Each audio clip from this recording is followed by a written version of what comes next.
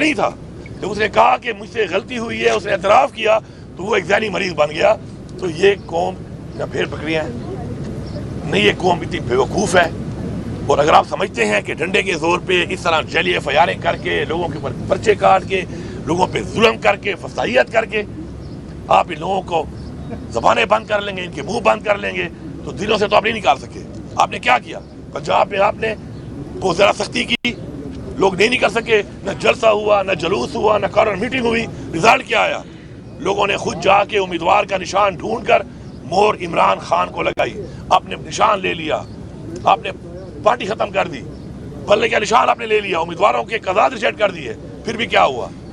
خدا کا واسطہ ہے جاگو. اور میں عمران خان صاحب کو مبارکباد دیتا ہوں کہ خان صاحب آپ کی ہمیشہ خواہش تھی اور خواہش ہے کہ میری قوم جاگے. خان صاحب آپ کی قوم جاگ چکی ہے, اور انشاءاللہ حقیقی آزادی حاصل کرنے تک یہ قوم آپ کے ساتھ کھڑی ہے. انشاءاللہ بہت جلد انشاءاللہ عمران خان باہر بھی ہوں گے, عمران خان صاحب اس ملک کے وزیر اعظم بھی ہوں گے, اور انشاءاللہ یہ ملک اس راستے پہ چلے گا جس پہ چلنے کے لیے ہمارے بااجداد نے جانی اور مالی قربانیاں دی تھی.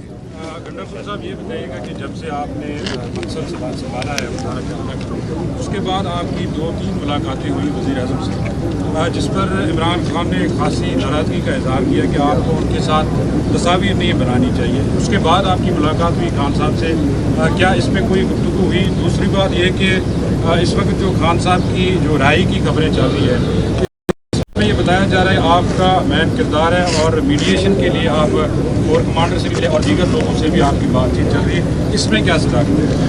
پہلی بات تو یہ ہے کہ عمران صاحب خان صاحب کی کوئی ناراضگی نہیں ہے اس بات کے اوپر.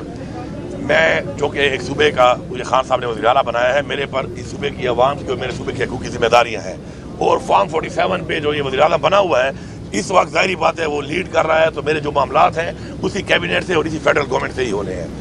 پہلی بات. دوسری بات جو آپ کر رہے ہیں کوئی مذاکرات کی یا میڈیشن کی, تو میں یہ کہوں گا کہ عمران خان صاحب نے خود بھی ہمیشہ کہا ایک بات, بارہا کہا کہ میں بات چیت کرنے کو تیار ہوں پاکستان کے لیے. انہوں نے یہ بھی کہا کہ اگر میری وجہ سے پاکستان کی ترقی ہوتی ہے میرے ہٹنے سے تو میں ہٹنے کو بھی تیار ہوں. اب آپ نے بار بار دیکھا کہ انہوں نے اپنی اسپیچز میں بار بار بتایا, قوم کو بتایا, اداروں کو بتایا, جو کنسرن لوگ ہیں ان کو بتایا.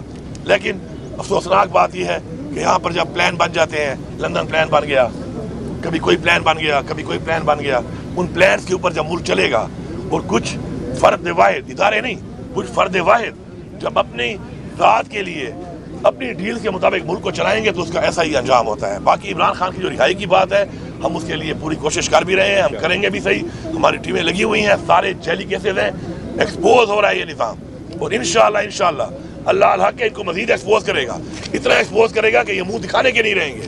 اس لیے میں ان سے ریکویسٹ کرتا ہوں کہ بجائے آپ منہ دکھانے کے نہیں رہیں, خیر ہے اپنی غلطی مان کر اور مزید اس ملک کو, اس ملک کی عوام کو اندھیروں میں نہ دھکیلیں. صحت کے حوالے سے بھی بتا دیں کہ آپ کے وکلا کی گرفتاری جاری ہوئی ہیں, وہ تو آپ کی پارٹی کے اپنے لوگ تھے جنہوں نے آپ لوگوں کے خلاف جو وہ بیانات دیے ہیں عدالتوں میں. ان لوگوں کے لیے کیا میسج ہے؟ سانے 9 مئی کے بعد آپ عدالتوں کے اوپر بھی الزام تراشی کرتے رہے ہیں اور جو اہم تنصیبات تھی اس کے حوالے سے آپ کے اوپر بھی الزامات لگتے رہے, لیکن آپ کے اپنے لوگ آپ لوگوں کے خلاف بیان دیے جس کی وجہ سے آپ کے نظام میں ضمانت وارنٹ کی گرفتاری جاری ہے. ان کے لیے کیا میسج ہے؟ پہلی بات تو یہ ہے کہ ان بیانات کا آپ کو اچھی طرح پتہ ہے کہ یہ بیانات کس بنیادوں پہ آئے ہیں, کس ٹارچر کے تحت آئے ہیں اور کس طرح آئے ہیں. دوسری بات ہے ججز نے جو لیٹر لکھا ہے اس کے بعد تو چیز ظاہر ہو چکی ہے, اوپن ہو چکی ہے کہ انہوں نے خود مان لیا کہ جی ہم نے دباؤ میں آ کر یہ فیصلے کیے ہیں. اور یہ فیصلے کس کے خلاف ہوئے؟ یہ تحریک انصاف کے خلاف ہوئے, یہ عمران خان کے خلاف ہوئے, یہ ہمارے ووٹر سپورٹر ہماری لیڈرشپ کے خلاف ہوئے. اور جہاں تک آپ بات کر رہے ہیں کہ میرا مختلف تھانوں میں نام ہے, تو میں یہ کہوں گا کہ ایک ٹائم میں 8 ڈسٹرکٹ کے اندر 9 مئی کو میں موجود ہوں.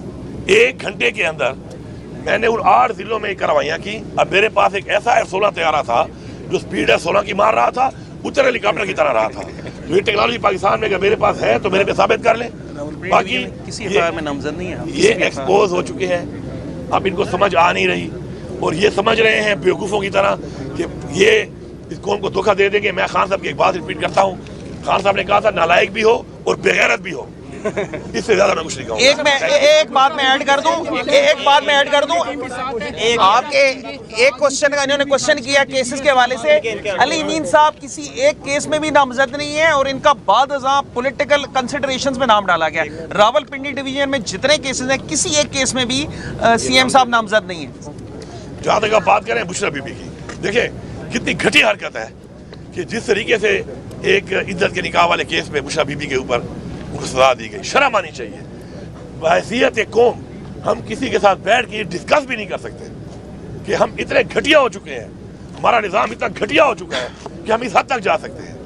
दूसरी बात सेहत के हवाले से जो उनका आया था, हमने तो लेटर लिखा है इनको कि हमें तो इन पर एतमाद है नहीं, क्योंकि इनका पिछला रिकॉर्ड भी ऐसा है।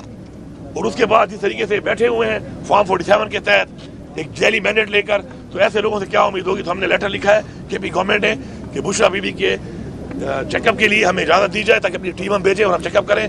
इंशाल्लाह बुशरा बीबी भी इंशाल्लाह खान साहब की माशाल्लाह वाइफ है, उनका भी जज्बा और स्पिरिट जो है खान साहब की तरह है। जिस तरह खान साहब इंशाल्लाह डटे हुए हैं, वो भी डटी हुई हैं इंशाल्लाह।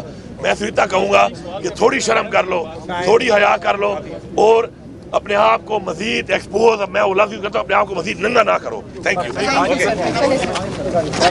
ये ले लो।